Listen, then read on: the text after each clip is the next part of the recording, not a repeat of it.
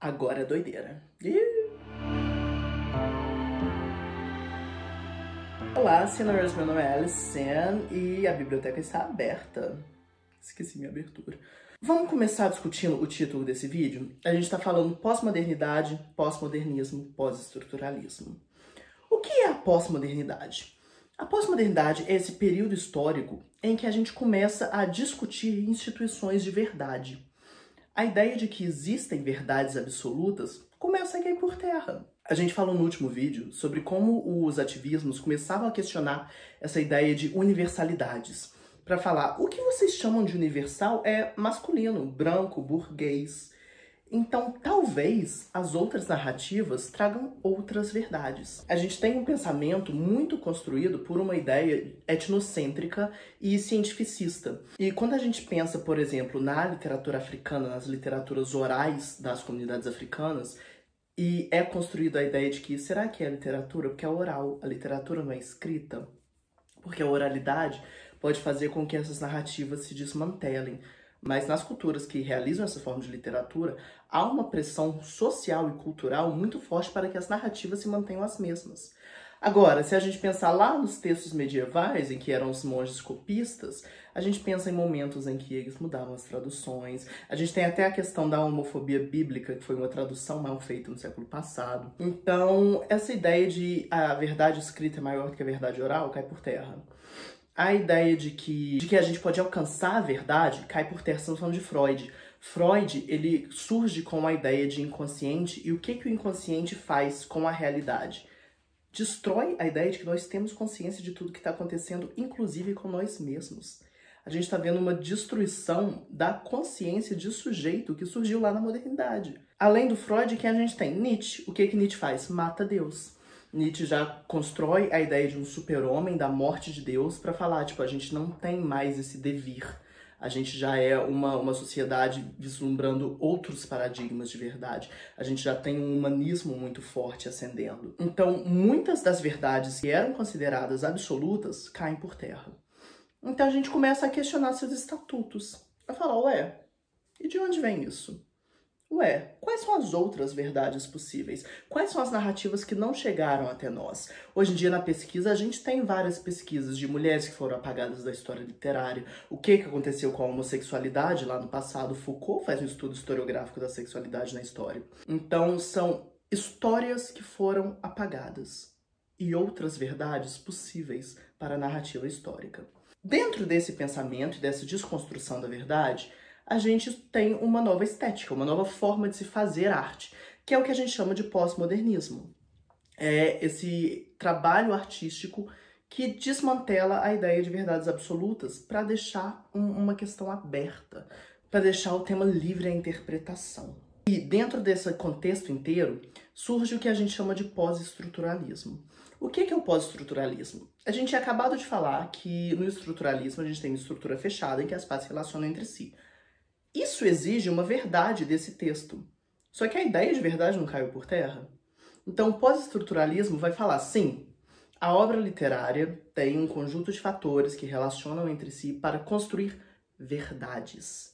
Essas verdades são dadas à interpretação. E há várias maneiras possíveis de se interpretar cada coisa. Então, por exemplo, a gente falou de As Meninas, a gente pode questionar em As Meninas como as narrativas são moldadas pela psique delas. Como a Ana Clara inventa um noivo com quem ela deveria casar que não existe para lidar com o fato da realidade dela. Um pensamento subconsciente, um pensamento freudiano. A gente pode pensar em como a Lorena cria uma história sobre como o irmão mais novo dela morreu e depois a mãe dela conta outra história. Então, por que a gente tem duas narrativas sobre a mesma verdade? Por que essas duas personagens se relacionam com um dado de maneiras diferentes? O mundo está aberto à interpretação. Vamos falar de Don Quixote? O Foucault, quando ele trabalha com as palavras e as coisas, ele fala que a grande mudança de pensamento, de episteme, acontece quando a gente parte de um lugar de representação em que as palavras eram idênticas às coisas. Ou seja, se o dinheiro tinha valor por si próprio, ele representava aquele objeto que você está comprando. A palavra pena representava uma pena, elas eram idênticas entre si.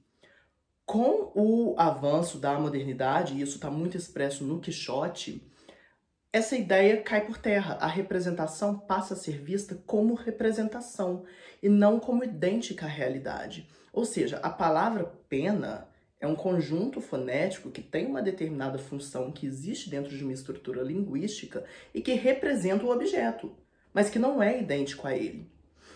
O dinheiro pode até representar a força de trabalho, a produção daquele objeto, mas ela não é idêntica, até porque a gente tem a construção da mais-valia com a ascensão da burguesia. O mais-valia é tipo assim, o proletário produziu X reais, e aí ele vai receber Y reais, que é menor do que X. E todo esse excesso de dinheiro fica para o dono dos meios de produção, que é exatamente o que a Revolução Comunista quer destruir, né? Essa questão os meios de produção deveriam pertencer a quem produz. Mas tá, volta. Então, um exemplo perfeito pra gente pensar nisso é aquele quadro que é um cachimbo escrito "Isso não é um cachimbo, ce n'est pas un pipe", porque aquilo não é um cachimbo, é a representação de um cachimbo. Existe um distanciamento entre a representação e o objeto. A gente não pode ver um como idêntico ao outro. E a literatura não é nada além de uma representação. E a gente não pode assumir que ela é verdadeira. Ela é representativa. E essa representação parte de uma interpretação da realidade pela pessoa que escreveu, de uma interpretação da representação pela pessoa que está lendo, e tudo isso localizado em sistemas históricos geográficos que podem não ser idênticos. E tudo isso vai ter um efeito na construção da verdade literária. O Dom Quixote, quando foi escrito, era um grande texto cômico desse homem que ficou doido e agora vive essas aventuras aleatórias.